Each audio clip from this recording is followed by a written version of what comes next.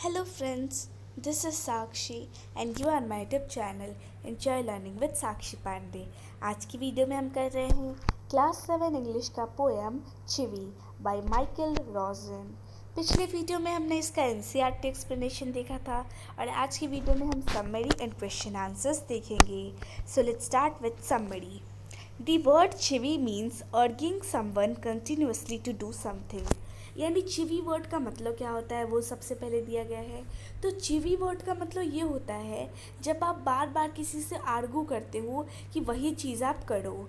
Grown ups usually have the habit of asking the children to do और not to do something in order to teach them good manners. जैसे कि बड़े लोगों को ही देख लीजिए, हमेशा वो बच्चों को डांटते हैं कि ऐसे करो, ऐसे मत करो, और वो ऐसा इसीलिए करते हैं ताकि उनके बच्चे जो है वो अच्छे मैनर्स सीख जाए। So they will be also called chivvy, क्योंकि वो हमें बार बार आर्गू कर रहे हैं कंटिन्यूसली कि हम कुछ करें या ना करें। They would tell the child to speak up, not to talk while eating something, not to look fixedly at anybody, not to point, not to pick or clean the nose। यानी वो हमें बोलते हैं कि कब हमें बोलना है, कब हमें बातें नहीं करनी है। ये बोलते हैं कि खाते वक्त बातें नहीं करनी चाहिए, किसी को बार बार घूरना नहीं चाहिए, किसी को पॉइंट नहीं करना चाहिए, और ना ही सबके सामने नोज़ क्लीन करनी चाहिए। Most children don't like such instructions, और आधे से ज़्यादा बच्चों को ऐसे इंस्ट्रक्शंस नहीं पसंद है। Grown ups also teach the young ones to say please, to keep quiet, to shut the door behind him, keep a hanky, not to drag fit and take their hands out to their pockets। यानी ये जो grown ups होते हैं वो हमेशा छोटे बच्चों को बोलते हैं, यंग वंस को बोलते हैं कि कब प्लीज़ कहना है, कब थैंक यू कहना है, कब शांत रहना है, कब गेट बंद करना है, हमेशा हैंकी अपने साथ रखनी है, कभी भी पैरों को घिसना नहीं है, और साथ ही साथ पॉकेट्स में हाथ नहीं घुसाने हैं। They shout at the children to pull their socks up, to stand straight, to say thank you, not to cut in and not to rest their elbows on the table। यानी वो हमेशा बच्चों पे शाउट करते रहते हैं कि socks खोलो, सीधे खड़े रहो, थैंक यू बोलो, ऐसे वैसे वो हमेशा शाउट करते रहते हैं। They try to teach manners and rules of a cultured life. अब वो ऐसा क्यों करते हैं? वो ऐसा चाहते हैं कि उनके जो भी यंग वंस है वो कल्चर्ड लाइफ यानी जहाँ पे अच्छे से सब मैनर्ड हो, सब अच्छे से रूल्स हो, उसमें जी सके। Okay, they also expect the children to think independently and behave nicely. यानी वो बच्चों से ये भी एक्सपेक्ट करते हैं कि बच्चे जो है वो इंडिपेंडेंटली सोचे और साथ ही साथ अच्छे से बिहेवियर भी करें। Now let's see questions from the text book. Discuss this questions in small groups before you answer them.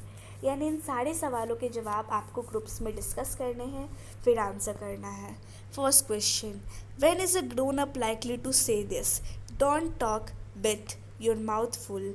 यानी कब जो है ग्रोन अप्स आपसे कहते हैं कि जब भी आपका मुंह भरा हो मत बातें करो। तो ऐसा वो ग्रोन अप्स नॉर्मली जो है खाने के वक्त कहते हैं, क्योंकि खाने के वक्त हमारा मुंह भरा होता है, इसी वजह से वो ऐसा कहते हैं कि खाते वक्त बातें मत करो। When you are likely to be told this, say thank you. यानी कब आपसे कहा जाता है कि आप थैंक यू कहें। So you are likely to be told to say thank you when any service is done for you. जब आपके लिए कोई काम किया गया हो तो आपसे एक्सपेक्ट किया जाता है कि आप थैंक यू बोलो। Next, when do you think an adult would say this, no one thinks you are funny. यानी आपको क्या लगता है कोई भी बड़ा आपको कब कहता है कि अभी ऐसा मत करो, तुम फनी नहीं लग रहे हो। So an adult would say this when a child cracks a joke और लाफ्स। ऐसा एडल्ट तभी कहते हैं जब कोई बच्चा जोक कहता है और हंसता है, तो वो यही कहते हैं कि तुम फनी नहीं लग रहे हो। Next question, the last two lines of the poem are not prohibitions or instructions. यानी पोएम जब हमने पढ़ी थी पिछली वीडियो में, तो जो लास्ट के दो लाइंस थे वो उसमें प्रोहिबिशंस और इंस्ट्रक्शंस नहीं दिए थे। What is the adult now asking the child to do. तो उन लास्ट की दो लाइनों में एडल्ट बच्चे को क्या करने के लिए कह रहा है।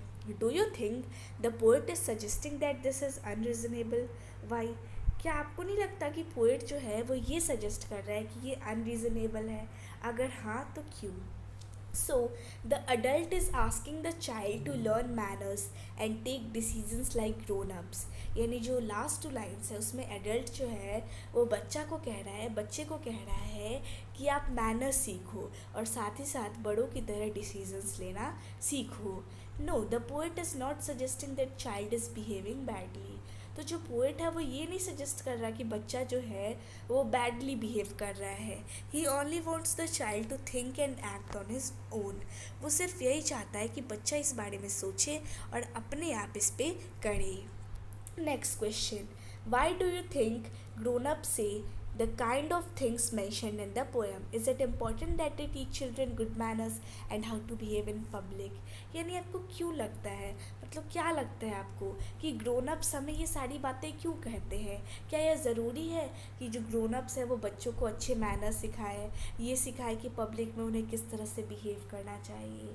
Grown ups are in the habit of asking the child to do और नॉट टू डू समथिंग. यानी जो बड़े होते हैं उनकी आदत ही होती है कि वो बच्चे को हमेशा बताते रहे कि क्या आपको करना चाहिए, क्या नहीं करना चाहिए. They mean to guide the latter one how to live and behave nicely. यानी वो ऐसा इसलिए करते हैं ताकि वो हमें बता सके किस तरह से हमें रहना चाहिए और किस तरह से अच्छे से बिहेव करना चाहिए. It is important for the children to learn good manners and how to behave in public. यानी बच्चों को पता होना चाहिए कि किस तरह से पब्लिक में बिहेव करना है और अच्छे मैनर्स भी सीखने चाहिए. Only the elders can teach all this. और ये सारी चीज़ें बच्चों को एल्डर्स ही बता सकते हैं. Next question. If you had to make some rules for grown ups to follow, what would you say? यानी अगर आपको मौका मिल जाए कि आप कुछ रूल्स बनाइए जो सारे ग्रोन अप्स को फॉलो करना है, तो आप क्या क्या कहोगे? सो आपको 5 ऐसे रूल्स बनाने हैं और फिर वैसे ही अरेंज करना है जैसे कि पोएम में अरेंज थे. तो आप लिख सकते हो कि बच्चे को डांटा मत करो, उन्हें खेलने दिया करो, इंजॉय करने दिया करो, उन्हें ह्यूमिलेट मत किया करो, उन्हें प्यार किया करो और साथ ही साथ उन्हें खुशी से जीने दिया करो. So these were all the questions. So our chapter is being finished. Wish you like the video. Thanks watching the video.